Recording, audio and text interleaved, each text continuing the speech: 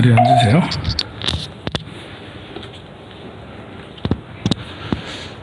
우리가 이제 이렇게 지내다 보면, 뭐 이렇게 절에는 죄를 많이 지내서 그런가, 이렇게 영가 이야기를 한 번씩 듣게 되고, 영가에 이렇게 휩쓸린다고 해야 되나? 영가에 이렇게 그 영향을 받는 이런 것을 무서워하고, 혹시 영가에 뭐가 문제가 되지 않겠나? 이렇게 그런 생각들을 하는데요. 어떤 영가든 이제 사람에게 나쁜 영향을 끼치는 영가는 그걸 보고 악귀라고 그러죠. 악귀. 영가는 음이잖아. 이제 영혼만 이렇게 있는 귀신인데, 음해서 사람은 음양이 같이 존재하는데, 양기가 있으니까 이렇게 돌아다니고 생각하고 말하고 행동하고, 이게 양은 밝잖아요. 따뜻하고. 그래서 어떤 영가든 이렇게 사람 몸에 오래 있거나 이렇게 하기 어려워요. 사람 몸이 양하기 때문에. 그 말은 사람이 음하면 영가의 영향을 받을 수 있다라는 거예요. 그러니까 우울해지거나 체력이 약해지거나, 아무리 건강한 사람도 체력이 약해지고 건강이 약해지고 마음이 좀 우울해지고 이러면 이제 영향을 받아요. 그거는 영가에만 영향 받는 게 아니라, 체력이 약해지면 또 마음까지 예민해지면 우울해지고 마음 약해진다는 게 예민해지는 거잖아요. 예민해지면 이제 사람과의 관계에서도 계속 상처받고 힘들고, 또 일도 잘 안 풀리고, 그러면 그럴수록 여기도 꼬이고 저기도 꼬이고, 그러면 그 문제도 생기고, 이제 영가 문제도 이제 정신적인 문제로 이렇게 해서 심하게 이제 영향을 받는 그런 경우도 생기는데, 제일 좋은 것은 관세음보살, 지장보살 하면서, 불보살님은 양하시거든요. 밝으시거든. 그래서 내가 명호를 외우고 경전을 독송하고 하면 그런 것이 가까이 하지 않고, 내 마음에 음한 것도 내 마음에 이렇게 흔들리는 예민한 이런 것들도 관세음보살 이렇게 연부를 해서 치유를 할 수 있도록 해야 돼요. 마음에 이렇게 걸림이 있으면 음해지거든요. 마음이 자유롭지 못하니까. 우리가 이제 독재 사회가 되면, 그런 사회에서는 인재가 잘 안 나오는 이유가, 독재 사회가 되면 인명권 가지고 모든 걸 다 통제를 하잖아요. 누구를 등용하고 마음에 안 드는 사람은 좌천시키거나 아니면 퇴직시키거나, 그리고 아무도 이렇게 자기 발언을 하지 못하고 의사표현하지 못하고 표현의 자유가 막 사라지고 마음이 우매지는 거예요, 이게. 그러면 이제 사람들이 여기저기 눈치 보고 이래서 훌륭한 사람들이 나오지 않는 거거든요. 자유로워야지. 개인도, 국가도 그렇고 개인도 그렇고 자유로워야지 이렇게 하는데, 마음이 자유로우려면 마음의 틀이 사라져야 돼요. 좋고 나쁜 곳에서 빨리 벗어나야 돼요. 돈 많고 없는 곳에서 빨리 벗어나고, 내 육체가 잘생기고 못생기고 이쁘고 안 예쁘고 이런 거에서 빨리 벗어나고, 키가 크다 작다 이런 거에서 빨리 벗어나고, 사람이 이렇게 험한 사람도 있고 야간 사람도 있고, 이렇게 어떤 사람은 화내는 사람도 있고 어떤 사람은 자비로운 사람도 있고, 이런 것을 당연하게 생각을 해서 누가 욕지거리를 하거나 아니면 비판을 하거나 나를 무시해도 마음에 막 이렇게 예민하게 담아두지 않고, 아이고 저 흉악한 중생이 있나 생각하고 넘겨야지. 그래야지 마음이 음해지지 않습니다. 자, 용성 스님, 이제 경어 스님이 선문을 크게 진작시켰다 하면, 동시대 비슷한, 경어 스님보다 한 10몇 살 더 어리긴 하지만 그래도 이 19세기 말에 이렇게 활동했던 가장 유명한 스님 중에 용성 스님이 있습니다. 우리 이제 종단에 크게 문중이 덕숭문중과 범어문중이 있다라고 그렇게 이야기를 해요. 덕숭문중은 수덕사, 불국사, 법주사 이쪽의 스님들을 덕숭문중이라고 그러고, 범어문중은 범어사를 범어사, 해인사 이런 문중을 이제 범어문중이라고 그러는데, 범어문중의 시조라면 좀 그렇고, 범어문중은 용성 스님 제자들, 용성. 덕숭문중은 경어 스님 제자들. 그러니까 통도사나 그 승광사는 좀 줄이 좀 달라요. 그런데 종단을 이제 종단을 끌고 가야 된다. 총무원에 진출을 제일 많이 한 게 덕숭문중이에요. 총무원장은 거의 대부분 덕숭문중에서 많이 나오고, 어쩌다가 가뭄에 콩나도 범어문중에서도 하고, 예, 통도사하고 송광사는 이상하게, 통도사는 그래도 이렇게 종단에 큰 힘을 쓰긴 하는데 그래도 약간 주류에서 벗어났고, 송광사는 인구가 스님들 숫자가 적지 않은데 이렇게 의외로 그 종단 운영에는 정치판에는 크게 많이 끼질 않죠. 그러니까 용성 진종 스님 1864년에 태어났어요. 참 태어나도 이런 때 태어나고 1864년 뭐 이렇게 이때쯤 되면 뭐 이렇게 그 대원군이 이렇게 물러나고 뭐 이렇게 세북 정책 하다가 물러나고 뭐 그런 비슷한, 대원군께서 하셨던 그때 비슷한 때죠. 나라가 정말 피폐하고 뭐 이렇게 국군이 쇠퇴해서 더 이상 살기 어려울 만큼 국민들은 굉장히 힘들었을 텐데요. 또 불교도 역시 굉장히 쇠락해서 뭘 하지 못하는 그런 시기였어요. 이런 시기에 수행과 계율에 철저했던 선사예요. 경호 스님은 계율에 참 무해자재행을 보이셨는데, 용성 스님은 수행도 철저하게, 계행도 철저하게, 이 불교 중흥과 대중화를 위해 경전을 번역하고 선을 산중에서 도심으로 이끌어내는 등 불교 현대화를 선도한 선각자입니다. 그리고 독립운동가로서 3.1운동 33명의 한 사람이에요. 그리고 이 33명의 독립운동 서명했던 사람이 스님이 2명이죠. 한영훈 스님하고 지금 용성 스님하고 두 분이서 이제, 그리고 끝까지 변절하지 않은 분도 역시 두 분밖에 없어요.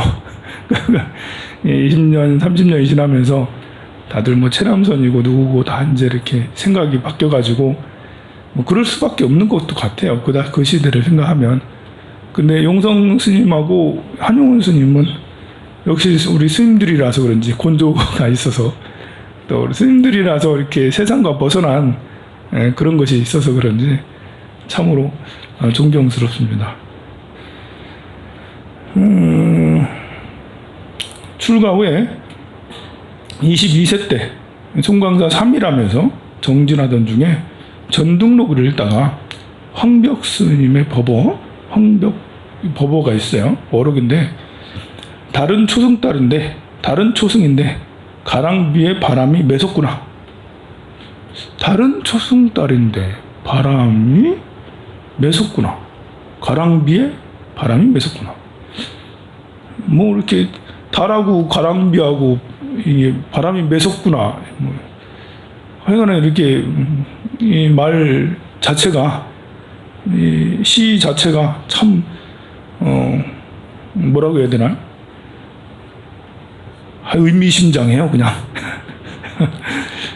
이 말씀을 읽다가 크게 깨달음을 얻으셨대요. 마음에 눈이 열려서 일면불, 월면불 화두를 들고 있었는데 화두가 타파됐대요. 가만히 이렇게 보면 경어 스님이 1980년대, 아니 1880년 정도, 그때쯤에 80년대 초에 깨달음을 얻으셨거든요. 어제 꼭 콧구멍 없는 소 얘기했잖아요. 비슷한 시기인 거예요. 가만 보면 1880 몇 년도 뭐 이렇게 몇 년 차이 안 나죠. 그런 거 보면 뭐 경허 스님께서 한국의 선풍을 크게 진작시켰다라고 하지만 전국에 곳곳에 수행하는 스님들은 있었다는 말이에요. 있었는데 경허 스님이 곳곳에 다니면서 몇 년 동안 지도를 해서 선풍이 더욱더 크게 일어났다. 경허 스님이 제자를 그 전국에 다니면서 이렇게 그 선풍을 진작시킨 거는 뭐 20년, 30년 그래 되지는 않거든요. 한 10년 정도밖에 안 되거든요. 그러니까 10년 만에 한국의 선풍이 갑자기 확 되는 건 아니니까 기존에 참선하는 그런 문화가 계속 이어져 내려왔었던 거죠. 이듬해 경북 선산에서 용맹결사 정진 끝에 또 한 번의 큰 깨달음을 얻습니다. 뭐 이렇게 용성 스님과 경허 스님이 서로 만났다는 얘기는 없는 것 같아요. 그러니까 경허 스님의 제자라고 할 수는 없고요. 용성 스님이 경허 스님이 이제 저 이북으로 가시고 나서인지 그때 이후로 망공 스님과 해울 스님하고 서로 만나서 선문답도 하고 그랬답니다. 망공 스님과 해울 스님은 이제 용성 스님보다 후배, 나이나 법납이나 후배인가 봐요. 그래서 망공 스님, 해월 스님의 법을 용성 스님이 받아가지고 이렇게 하는 것은 좀 안 맞았는지 망공 스님의 제자, 해월 스님의 제자, 용성 이렇게 되지 않고 용성 스님은 단독으로 누구한테 인가받지는 않고 단독으로 이렇게 도를 다졌습니다. 그 불광산, 금강산, 불지암이나 보계산 성주암, 지리산 칠부람 등에서 후학을 지도하다가요. 44세 때 중국에 가서 2년 동안 중국 불교계를 살펴봐요. 스님이 좀 깨인 스님이시죠? 40대 중반에 중국에 가가지고 중국의 불교는 어떤가 하고 이제 이렇게 유람하고 오셨습니다.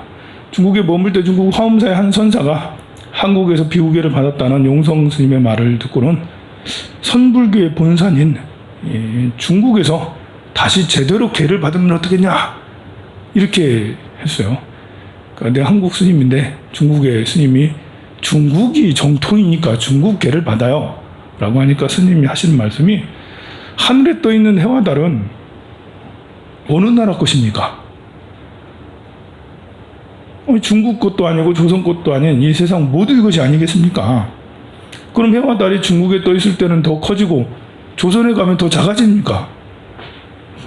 그럴 리가 없습니다. 라면서 부처님 법도 해와 달과 같아 중국의 것도 조선의 것도 아니요 천하 만민이 다 갖게 되는 것입니다. 중국에서 더 커지고 조선에서 더 작아지는 것이 아니거늘 대사께서는 어찌하여 조선 불교는 작고 중국 불교는 크다고 생각하는지요? 라고 이렇게 생각이 상당히 밝으시죠.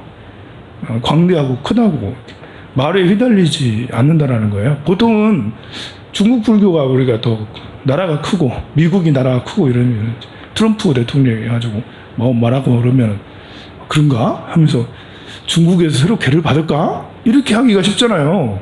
보통 사람들은 이게 이제 사람이 지성이 바로 서면 혼미하지 않는데 지성이 바로 서지 않으면 그러면 이렇게 중국의 대선사가 우리 중국 불교가 대단하니 중국에서 계를 받으면 어때? 이랬을 때 마음이 혹 하거든요. 혹해서 그럴까? 이제 보통은 그래요. 말에 끄달린다라는 거예요. 우리가 가지고 있는 우리 것만 해도 훌륭한데 다른 것들을 너무 동경하다 보면 사대하다 보면 그러면 이제 그렇게 휩쓸리고 그래요. 우리 사람들 개인 관계도 마찬가지죠. 스스로 자존감이 높아서 자기 것을 소화할 수 있는 사람이 되면 누가 옆에 말을 하거나 어떤 분위기가 있거나 그래도 휩쓸리지 않아요. 그 자기 자존감이 분명하게 있기 때문에 자존감이 많이 떨어져 있고 또 예민하고 그러면 그럴수록 예민해지거든요. 그러면 누가 이렇게 얘기하면 훅 딸려가고 그러죠. 인간관계에서 아니 저 황룡사 주지 스님은 정말 나쁜 스님이야. 돈밖에 몰라. 그러면 이제 우리 황룡사 다니다가 그 말 들으면 그런가? 스님 정말 돈밖에 모르는 거야. 우리 하는 게 많잖아. 뭐 진불기도도 하지, 순례도 다니지, 방생도 다니지, 절에 다니면 정말 공부도 불교대학도 하지 뭐 엄청나게 많아. 또 뭐 지구촌 공생에다 뭐 불교 환경에다가 뭐 정말 잘 돼 뭐 이런 거에다가 뭐 엄청 많잖아요. 그러면 스님이 정말 돈밖에 모르는 것 같다. 근데 누가 옆에서 막 그렇게 얘기하면 정말 돈밖에 모르는 것 같다라고 이게 휩쓸려 가는 거죠. 이제 보면 이렇게 이제 우리 이 황룡사에서 하는 이런 것들을 다 자랑스럽게 여기고 자부심을 갖고 이러면 그런 말 하지 말라. 스님이 챙기는 게 아니잖아. 다 사회에 환원하고 우리 대한민국 잘 되자고 하는 일인데, 나라에도 세금 되는데 뭐 대한민국 잘 되자고 기부해서 좋게 하는데 그럼 왜 그런 말을 하냐라고. 너네들은 그런 하나도 안 하잖아 이러면서 너네들은 전혀 안 하잖아. 오히려 이렇게 반박을 하면서 자기가 하는 것에 대해서 우리 절뿐만 아니라 어떤 사회나 공동체에서 벌어진 일들도 다 똑같거든요. 보면 말이 돌고 막 이렇게 막 혼란스럽고 한 것도 다들 이렇게 정신 못 차려서 그런 거거든요. 정신 못 차려서. 스님께서는 이렇게 중국에 갔다 오셨어요. 1911년부터 서울에 머물렀어요. 일찍부터 서울에 머물렀습니다. 한국 불교 포교의 새로운 방향을 모색하면서 하와 중생의 삶을 실천하셨어요. 특히 기독교의 적극적인 포교와 교세 확장에 큰 자극을 받았습니다. 그래가지고 불교 포교 방법의 문제점을 실감해가지고 절감해서 참불가를 도입을 했어요. 그러니까 그 전에는 참불가자로 썼는데 용성 스님이 참불가를 보급을 하고 도입을 해서 일요 학교를 개설했다 그래요. 일요법회 이래 때부터 일요법회가 이제 용성 스님 때부터 이제 일요법회가 이제 실시되고 그런 거예요. 이렇게 포교의 현대화에 앞장섰고요. 종로구 봉익동의 대각사를 창건했어요. 시내 한가운데 도심포교가 중요함을 알고 한가운데 창건해 포교를 했고요. 이듬해 대사동에 참선포교당인 선종교당을 세워서 본격적인 도심포교를 펼침으로써 불교 포교의 획기적인 전기를 마련했습니다. 서울 시내 사람들이 참선이란 말을 듣은 것도 용성스님 덕분에 참선한다 이 말을 듣게 된 거죠. 56세가 되던 1919년 만해 한용운 스님과 같이 33인의 한 사람으로 3.1운동에 앞장섰고요. 그래가지고 3년 동안 감옥 갔어요. 그 일본 일제치하의 이 감옥 생활이 굉장히 힘들었을 텐데 참 그 생각을 하면 옥중에서 이제 그 성경을 봤대요. 옥중에서 성경을 보고 성경이 한글로 된 걸 보고 우리 불경도 이래야 되는데 그리고 확실히 스님이 이제 생각이 되게 앞서가십니다. 그거 보고는 우리 불경 번역을 해야겠다. 한글로 번역을 하는 것이 정말 중요하다라는 생각을 해서 한글 불경 편찬을 옥중에서 구상해서 추록 후에 불교 혁신 운동인 대각 운동을 펼치는 계기가 됐습니다. 용성 스님은 추록하자마자 삼장역회를 조직해서 경전 번역 사업과 저수를 시작했어요. 선문차려, 금강경, 화엄경 이런 20여 종의 경전을 번역하고 심조만유론, 각해일륜, 기원종종 같은 10여 개의 저수를 하셨다라고 합니다. 1926년에는 아내를 두고 고기 먹는 것을 행하여 청정한 사원을 마귀소굴로 만들었다라고 총독부를 비판했어요. 이 총독부가 서슬이 10%대인데 이럴 때 총독부에 건백서를 올렸어요. 문서를 해가지고 올린 거야. 이제 이렇게 아내를 두고 고기 먹는 것을 행하여 청정한 사원을 마귀소굴로 바꿨다면서 이제 그렇게 해서 컴백스를 올렸어요. 일본 불교가 우리나라 불교를, 대초 불교를 다 망쳐버렸잖아요. 세속화 시켰잖아요. 또한 직접 농사도 지어서 선농일치를 지향하셨습니다. 61세가 됐을 때 왼쪽 치아에서 보라색 사리가 나오셨다네. 왼쪽 치아에서 뭐 드시다가 나왔나?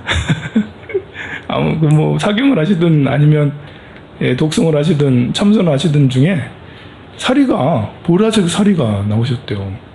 이빨 빠진 게 아니고 보라색 사리가 나왔대. 그래서 그 열반한 뒤에 해인사에 용탑선언이라고 있거든요.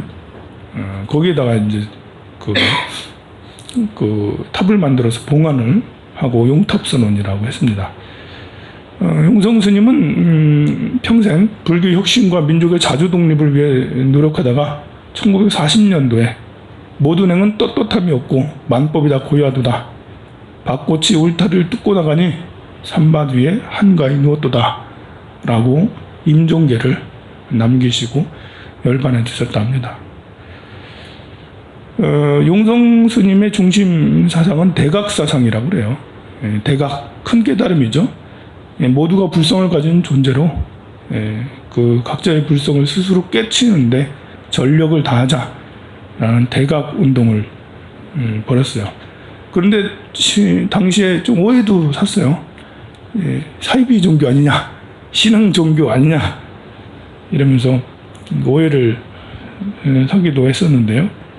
그렇지만 스님이 하신 일은 정말 왜 일제시대는 이런 스님이 없었을까? 왜 조선 후기에는 이런 스님이 없었을까?